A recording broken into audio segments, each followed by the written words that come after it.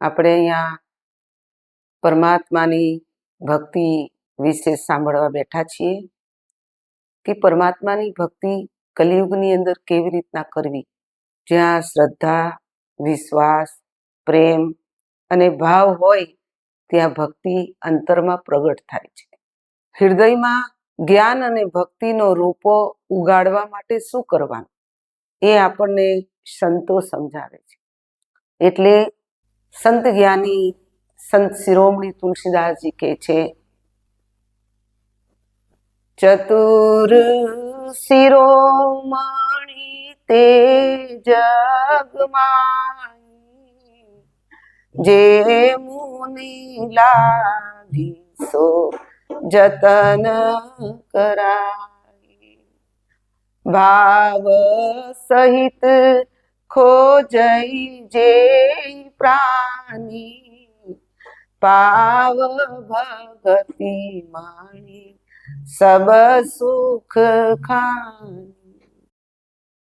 સંત જ્ઞાની સમજાવે છે કે કલિયુગમાં એ જ માનવ ચતુર છે જે ભક્તિ મળીને હૃદયમાં પ્રાપ્ત કરે છે અને ભાવથી, પ્રેમથી, શ્રદ્ધાથી એ ગોતે તો એ ભક્તિ આપણા અંદર જ છે.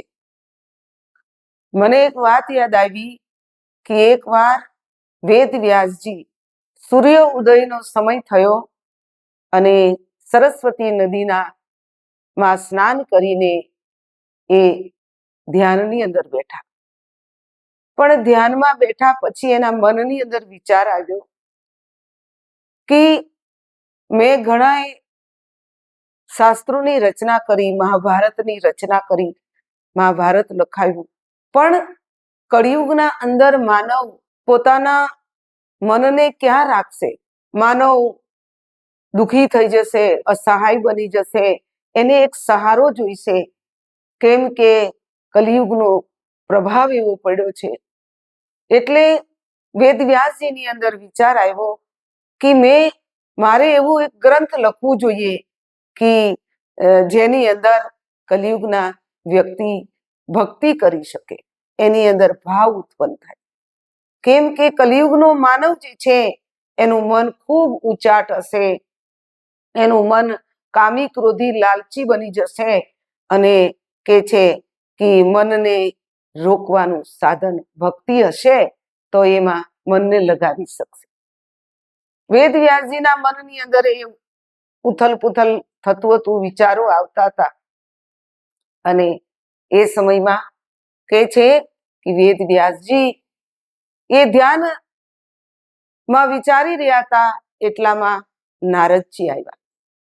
નારદજી ત્યાંથી નીકળ્યા એટલે નારદજી સમજી ગયા તો વેદવ્યાસજીએ નારદજીને પ્રણામ કર્યા. નારદજી કહે છે કે વ્યાસજી, આજે તમે બહુ આકુળ વ્યાકુળ લાગો છો, શું કારણ છે? તો વ્યાસજી એમ કહે છે કે નારદજી, મેં ઘણા ગ્રંથો લખ્યા, મહાભારતની રચના કરી, પરંતુ એની અંદર ભક્તિ અને જ્ઞાન વિશે તો કાંઈ લખ્યું જ નહીં. તો આવનાર યુગમાં મનુષ્ય શું કરશે? તો નારદજીએ કીધું કે વ્યાસજી, વાત તમારી સાચી છે. જો એમાં ભક્તિ અને જ્ઞાન રૂપી રોપા જો હૃદયમાં ઉગશે તો એના આધારે જીવ ભવસાગરથી તરી જશે. કેમ કે એક ઝાડ આપણે ઉગાડવું હોય તો પહેલા પ્રથમ બી જોઈએ અને બી એમાં નાખવામાં આવે ત્યારે એમાં ઝાડ ઉગે છે. ખાતર પાણી નાખીએ એટલે ઝાડ મોટું થાય છે અને એમાં જ્ઞાન અને મોક્ષના ફળ ઉગે છે.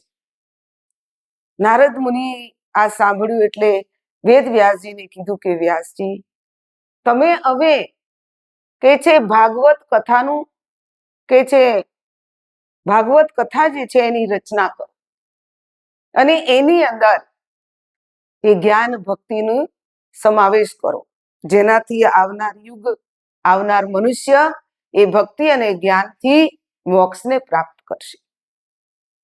વ્યાસજીને વાત સારી લાગી. નારદજી ત્યાંથી જતા રહ્યા અને વ્યાસજીએ એ ભાગવત કથાની રચના કરી.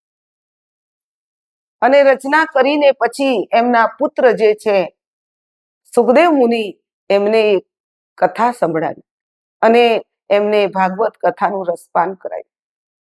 સમય જતા જ્યારે મહાભારતનું યુદ્ધ થયું એ સમયમાં 5 પાંડવો અને 100 કૌરવોનું યુદ્ધમાં 100 કૌરવો માર્યા ગયા, પણ પાંડવો જીતી ગયા, એમને રાજ મળ્યું. રાજ તો મળી ગયું, પણ યુધિષ્ઠિર થોડા ખિન્ન થઈ ગયા, ઉદાસ થઈ ગયા કે હવે સમય ખરાબ આવવાનો છે. એ જ સમયમાં સમાચાર મળ્યા કે ભગવાન હવે સ્વધામે જવાના છે, ભગવાન પોતાના દેહને છોડવાના છે. તો યુધિષ્ઠિર પોતાના ભાઈઓને વાત કરે છે કે હવે કળિયુગ આવવાનો છે અને આપણે હવે ક્યાંક તપ તપસ્યા કરવા નીકળી જવું જોઈએ. 5 પાંડવ તૈયાર થયા, દ્રૌપદી બી તૈયાર થયા.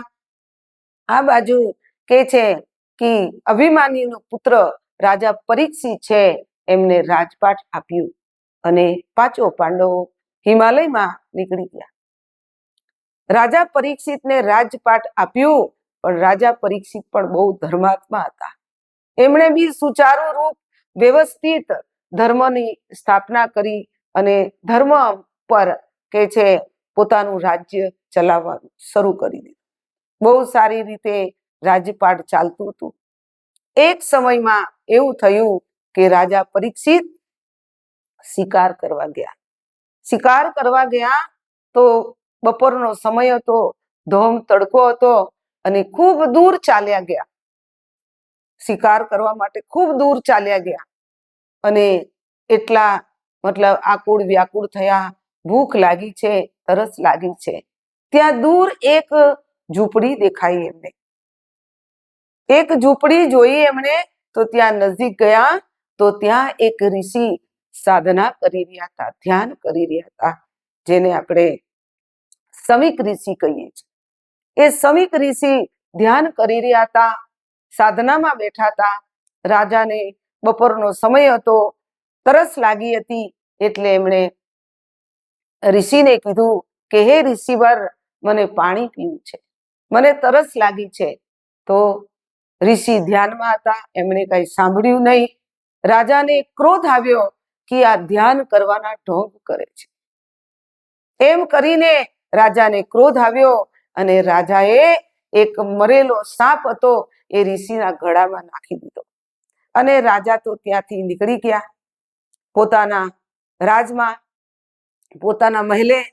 આ બાજુ સમીક ઋષિનો પુત્ર જોતો એ શૃંગી ઋષિને ખબર પડી કે એમના પિતા જે છે સમીક ઋષિ, એમના કે છે ગળામાં રાજાએ એક મરેલો સાપ નાખ્યો. શૃંગી ઋષિને બી ક્રોધ આવ્યો. શૃંગી ઋષિનો મિત્ર તક્ષક નાગને કીધું કે આજથી 7 દિવસ સુધીમાં રાજા પરીક્ષિતને તમારે ડંખ મારવાનો છે. રાજા પરીક્ષિતને તો ખબર નહોતી, પણ સમીક ઋષિને ખબર પડી કે મારા પુત્ર શૃંગી ઋષિએ શ્રાપ આપ્યો છે. એટલે સમીક ઋષિએ એમના એક શિષ્યને મોકલ્યા રાજાના દરબારમાં, રાજા પરીક્ષિતના દરબારમાં. આ બાજુ રાજા પરીક્ષિતે પણ પોતાનો મુકુટ જે છે સોનાનો પહેરેલો, જેમાં કલિયુગનો વાસ છે, કલીનો વાસ છે, એ નીચે માથાથી નીચે ઉતાર્યો. એટલે એની અંદર બી વિચાર આવ્યા કે અરે મેં સારું કામ કર્યું નથી. અને એમને કહે છે જે ઋષિને મોકલાવ્યા હતા સમીક ઋષિએ, એમણે કહી દીધું કે આજથી 7 દિવસ પછી તમને તક્ષક નામનો સાપ ડંખ મારશે, કરડશે, તમારું મૃત્યુ થશે. તો રાજા પરીક્ષિત ક્રોધે ના ભરાયા, એની અંદર ક્રોધ ના આવ્યો. એ સમયમાં એણે વિચાર કર્યું કે મારા કર્મના ફળ છે એ મારે લગભગ ભોગવવા જ પડશે. રાજા પરીક્ષિતે ને ઋષિ કહીને જતા રહ્યા. હવે રાજા પરીક્ષિતની અંદર એ વિચાર આવ્યો કે હવે મારે કે છે આ બધું છોડીને મારે ભક્તિ કરવી જોઈએ, કેમ કે કલિયુગનો વાસ છે. ભગવાન બી સ્વધામ જતા રહ્યા, પાંડવો પણ સ્વર્ગારોહણમાં જતા રહ્યા. હવે કલિયુગ બરાબર બેસી ગયો એટલે રાજા પરીક્ષિત પણ પોતાના મનને વાળ્યું અને એ પણ કે છે નદીએ જઈને પોતાના મનને સાધનામાં લગાડવા લાગ્યા. પણ જ્ઞાન વગર, ભક્તિ વગરનું જીવન નકામું છે. ભક્તિ વગરનો માણસ કેવો કે આકાશમાં વાદળ હોય પણ વરસાદ ના હોય, 32 પ્રકારનું ભોજન હોય પણ મીઠું ના હોય, સુંદર જીવન હોય પણ એમાં ભક્તિ ના હોય. એવી રીતના રાજા પરીક્ષિતને થયું કે ભક્તિ વગરનું જીવન નકામું છે. આ બાજુ કે છે બધા ઋષિ મુનિઓને કહ્યું કે તમે જ્યાં સુધી મારું મૃત્યુ ન થાય ત્યાં સુધી તમે મારા આજુબાજુમાં રહી અને મને સત્સંગ સંભળાવો. કેમ કે બિનું સત્સંગ વિવેક ના હોઈ, રામ કૃપા બિના સુલભ ના સોઈ. કે બિના વગર સત્સંગે વિવેક આવતો નથી અને ભગવાનની કૃપા વગર એ સુલભ પણ થતું નથી. રાજા પરીક્ષિત ચતુર બની ગયા, મતલબ જાગૃત થઈ ગયા અને વિચાર્યું કે હવે તો મારો 7 દિવસની અંદર મૃત્યુ જ છે. ત્યાં રાજા પરીક્ષિતને જે મનની અંદર વિચાર આવ્યો કે કોઈ યોગી, કોઈ જ્ઞાની, કોઈ ભક્તિમય, કોઈ સંત સાધુ જો મળી જાય તો મને મોક્ષ અપાવે. તો એ જ સમયમાં જે વેદવ્યાસજીએ ભાગવત કથા કરી હતી અને સુખદેવ મુનિને સંભળાવી હતી તો ત્યાં સુખદેવ મુનિ પધાર્યા. હવે સંત આવે એટલે આત્માને થોડી શાંતિ મળે, મનને થોડી શાંતિ મળે કે નિશ્ચિત મને આ મોક્ષનો માર્ગ બતલાવશે, મોક્ષ અપાવશે. કેમ કે જ્યારે અંતર આત્મામાં આ હૃદયની અંદર જ્યારે શ્રદ્ધા રૂપી બી, જ્ઞાન રૂપી બી જ્યારે પવિત્ર હૃદય રૂપી જમીનમાં વવાય છે ત્યારે એને આત્માને, મનને શાંતિ મળે છે. રાજા પરીક્ષિતને થયું કે સુખદેવ મુનિ આવ્યા છે તો મને જરૂર મોક્ષ અપાવશે. સુખદેવ મુનિએ સારી કથા કરી, સત્સંગ સંભળાવ્યો અને સત્સંગ સંભળાવીને એ રાજા પરીક્ષિતને કીધું કે રાજન, તમે કદાચ મને અંત સમયમાં પણ બોલાવ્યો હોત તો હું આ ભક્તિ અને જ્ઞાનનું બીજ તારા હૃદયમાં વાવી દે.